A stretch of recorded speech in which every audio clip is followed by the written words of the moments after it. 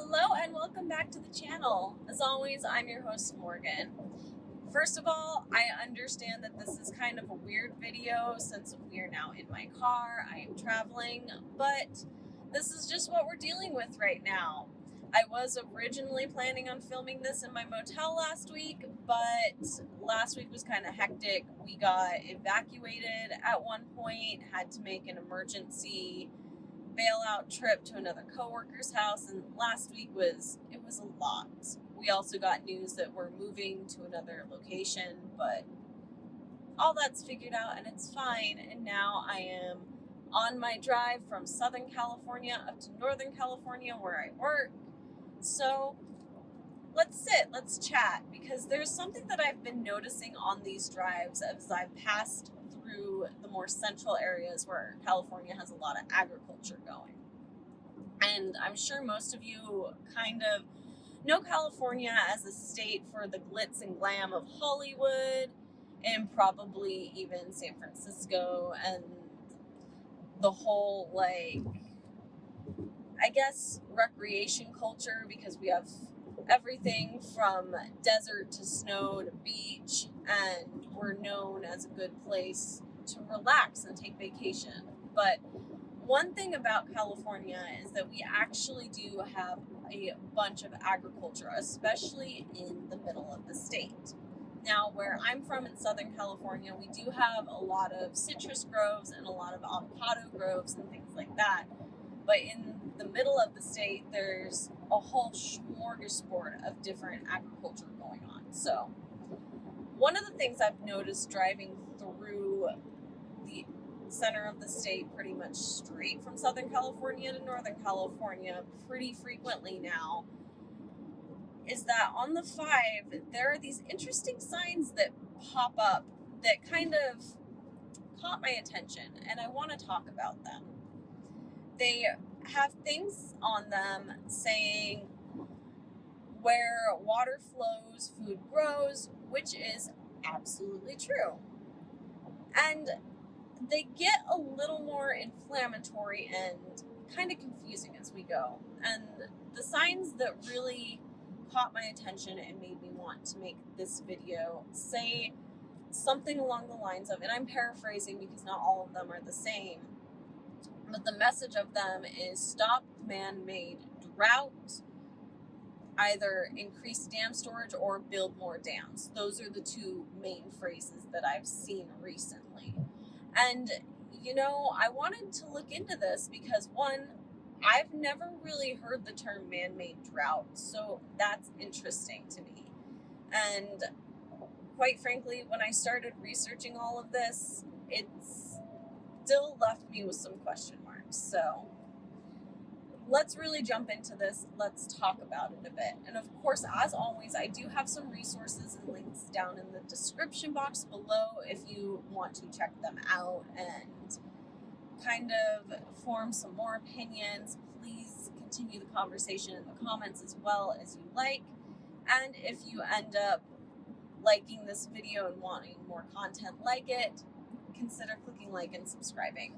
But let's jump into this topic right now.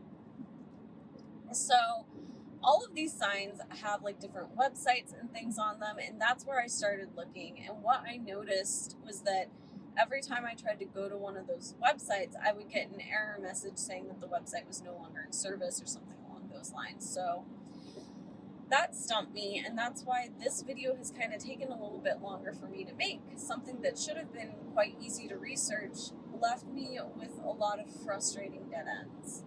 So what I have managed to find that kind of talks about all this is an article from several years ago, which is linked down below, from a website that supposedly keeps tabs on things going on in government in general.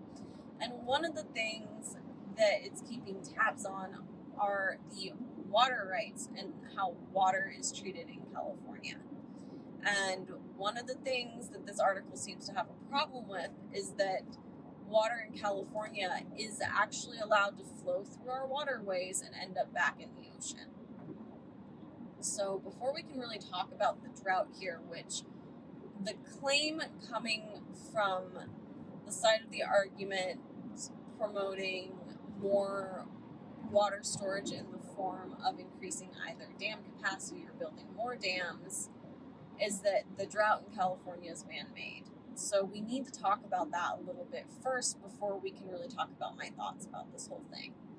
And the thing you need to understand about California is we have an interesting climate here. So we are in a zone where we have what is known as a Mediterranean climate. So most of our precipitation is going to come during the winter, and it's in a very finite period of a few months.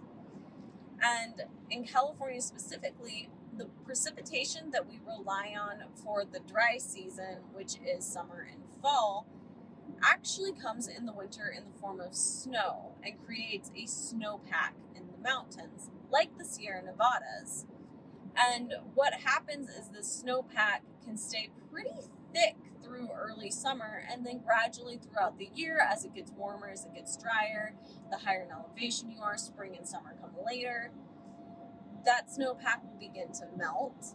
And as it melts, it'll flow through our rivers, end up in our reservoirs, eventually reach the ocean. And that's kind of a crash course of how California relies on its water, how our ecosystems have adapted to the water that's available to us. So yes, the rain in the winter and spring is very important, but the water that really keeps California going is going to be trapped away in that snowpack. So the snowpack has not been quite as thick in recent years. Now, of course, that needs to have an asterisk because there have been some years when it has been very thick above average. But the thing is, when we have these very light snow years, we just don't have the water that we should flowing back down those mountains into our valleys and keeping everything that we need going, because there's a lot of people in California, there's a lot of agriculture, there are also ecosystems that need that water. So there's a lot of things fighting for the rights to that water. Now, not all of the water in California comes from these mountains and from these snowpacks and from the runoff from that melting. Some of our water also comes from the Colorado River, and that becomes an issue because California is known to take more water than we're technically supposed to from the Colorado River, which then pisses off states like Nevada and Arizona that also have rights to that water. And there's a finite amount we can take out with really disrupting that ecosystem as well. So water is a very interesting topic, especially when you live in a state like California that is such a dry state and has this kind of ecosystem where seasonal drought is normal. However, the drought that we've been seeing is not. So then we get signs like this: stop man-made drought, build more dams. So, okay, what if we did build more dams to collect more of that water so that it could be used? Well, we run into some problems with that as well. And that's outlined in some of the articles I've linked that kind of talk about the nuances and the issues with this. And all of those are linked down below as well. I do apologize, I can't tell you exactly which article I'm referencing right now since I am driving and I don't have my notes in front of me. But I assure you, it's all there in my resources that I have linked in that description. So let's talk about this whole drought situation. And I'm not going to really talk a whole lot about the man-made drought because from my understanding, yes, there are man-made causes that are creating this drought to be worse.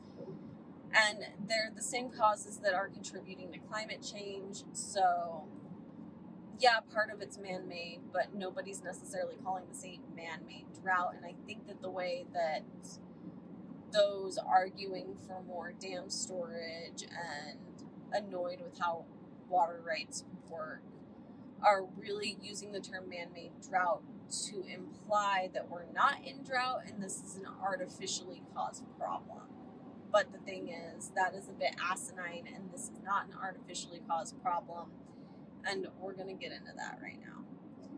So, building more dams, since we got off on a little tangent there, that's an interesting solution, so we need to talk about it. Well, one of the problems with building more dams and reservoirs in the state of California is one, we already have a lot of dams and reservoirs. And most of the prime real estate to put dams and reservoirs are already taken by those that are currently in place. And if we were to find another location where it would be reasonable to build a new dam, create a new reservoir, we also have to think of the ecological impact of that action. So when you build a dam and stop a river and create that reservoir, you are necessarily destroying an ecosystem to do so. One example being Hetch Hetchy in Yosemite. Now, at the time that the Hetch Hetchy Dam was built and that reservoir was created, it was very controversial because when they built that dam, they destroyed an entire meadow ecosystem to build that reservoir. Now, there is a movement that's trying to get that dam removed and put somewhere further downriver. We're not going to discuss that. That has its own rules and problems as well.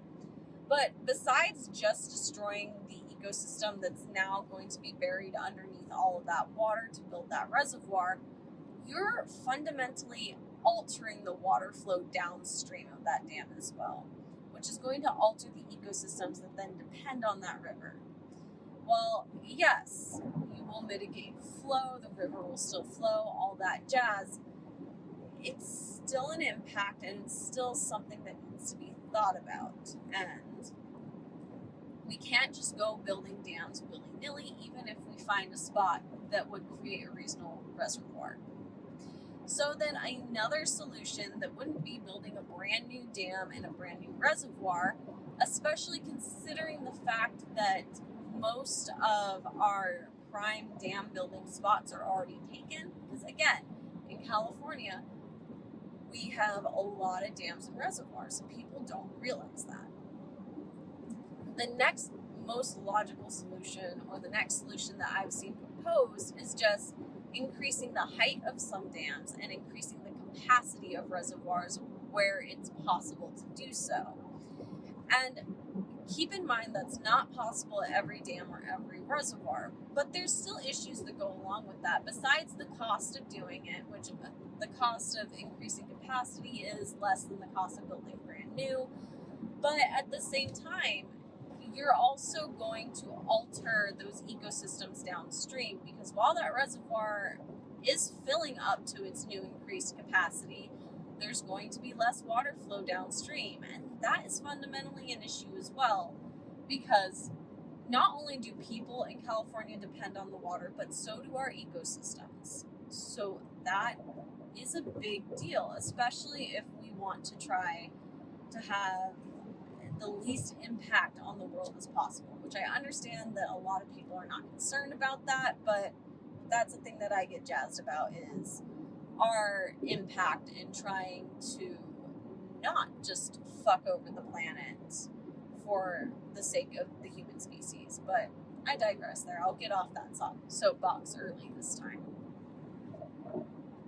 And so if we can't really reasonably increase these capacities on dams or build new dams, which granted there are at least a couple of dams that it would be more reasonable. I don't have their names off the top of my head because again, my notes are not in front of me and I do apologize for that. But the next thing is trying to replenish the groundwater supply. Now, there are underwater reservoirs, from my understanding. I'm not as familiar with that. And one thing that they can do is like divert flow into them, and then when needed, divert flow back to rivers. And one thing that these underground water storage solutions have over the above ground reservoirs is you have less of a concern with evaporation. So when you live in a very dry climate, like most of California, one issue we have with reservoirs and things like that is that they evaporate. And you do get this evaporation, which also decreases water supply. And it is an issue because in a dry climate, if you have a big pool of water sitting there, it's going to just start evaporating. That's how it works. And these these underground water storage solutions kind of help mitigate that because the water's not directly in contact with this very dry air, so it's not going to evaporate as quickly. So that is an interesting solution.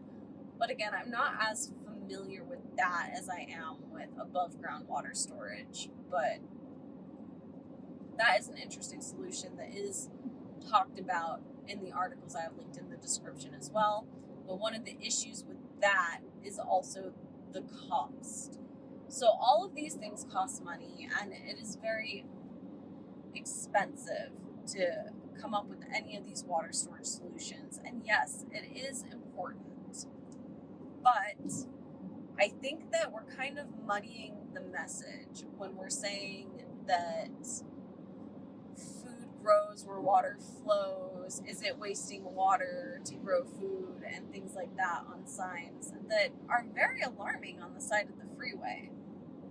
Because it implies that those of us who are saying that the water issue is more nuanced than that, and we can't just overuse our water sources at the expense of the environment, it makes it sound like us on this side are saying, oh no, screw agriculture, that doesn't matter. Because they do mention in the article that's kind of in favor of just building more dams and very anti-environmentalist, that we evidently waste a lot of water by letting it just flow back to the ocean. But the thing is, that's not wasting water. We're letting our waterways flow like normal so that our ecosystems don't collapse, so that you can have some more corn. But I digress on that point. I think that I'm probably about done at my rant here. It's just been this very interesting thing because being from Southern California, I admit that I'm kind of not as aware of some of the issues going on north of LA. That's just not where my brain is. But it has been interesting to look into, especially seeing that some of these arguments are dating back to, I think, 2014, and that it's still ongoing, which makes sense because drought is a big thing in California, and how we manage our water is very important, especially when part of our water does affect other states as well. And California is a big agricultural hub, and as the climate keeps changing, our drought conditions are likely to continue getting worse. So honestly, one of the best mitigations to help in this situation as far as the water goes is to take climate-friendly initiatives and push them through so that we can fight climate change while we also deal with the water issue in California and other dry states as well. But it is disingenuous to imply that those of us that recognize there needs to be a balance between human, agricultural, and environmental uses of water, that we're hurting agriculture and hurting humans. Because there does need to be a balance. We're a very selfish species, in my opinion, and that does bother me. But I digress. If you have any thoughts on this, please do leave them down in the comments below. Again, I apologize for the weird filming conditions in my car, but welcome. I've enjoyed your company on this drive. It is quite a long drive for me. And consider clicking like and subscribe. If you dislike the video, go ahead and give me a dislike. Love to hear the opinions out there. If you think I'm full of shit and totally wrong, leave that in the comment section below as well. And I will see you all in the next one. I hope you have a lovely rest of your day. Bye. Thank you again for watching this video. Don't forget to like, comment, subscribe, and ring that bell if you would like to see more. And if you'd like to follow me on any of my other social medias, the links are down in the description below.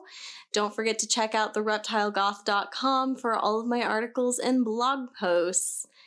If you found any value in this video and you would like to help support the channel, please check out my Patreon page. That link is also in the description down below.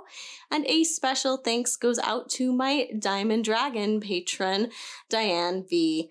What you're doing is really helping me fund a dream here. I will see you guys all in the next one.